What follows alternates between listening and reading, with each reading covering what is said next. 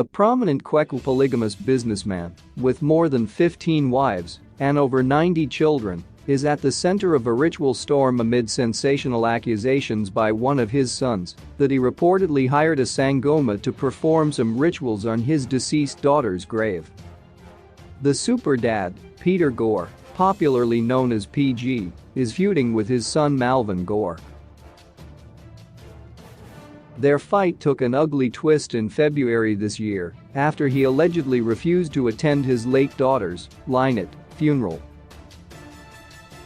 Lynette reportedly died under mysterious circumstances. According to a family source, what shocked the entire family and led it to suspect that PG's planned visit to Lynette's grave in the company of a sangoma for suspected ritual purposes was that the visit was planned without Malvin's knowledge, and it was also after PG had refused to attend Lynette's funeral.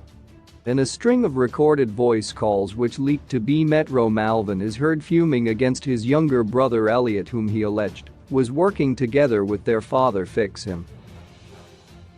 Malvin is also heard reading a riot act to Elliot while also demanding from him the phone number of the sangoma he allegedly hired to perform the suspected ritual on Lynette's grave. Ndipo oka number yananga yamaifanarwa kuenda nao kumakuva. Iyo natsvajay pandaka vigam wana wangu pakidi, hana kuaya panhamo. It's now 9 months, apa akats baga pandaka vigam wana wangu pakidi arakuda kudi. Give me the number of a traditional healer you were supposed to go with to the cemetery. What is he looking for where I buried my child when he didn't come to the funeral? It's almost 9 months now and is looking for my child's grave. Why?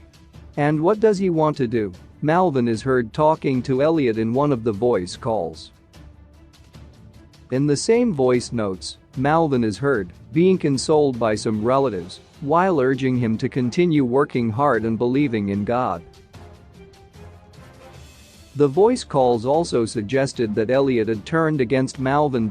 When reached for comment, Malvin confirmed the nasty fallout between him and his father, saying it started when he refused to attend his daughter's funeral. He said it worsened when he heard that his father had also hired a sangoma to visit his daughter's grave without his knowledge. PG, however, refuted the accusations, saying his hands were clean. He said the juju accusations were just a smear campaign by his sons to tarnish his image.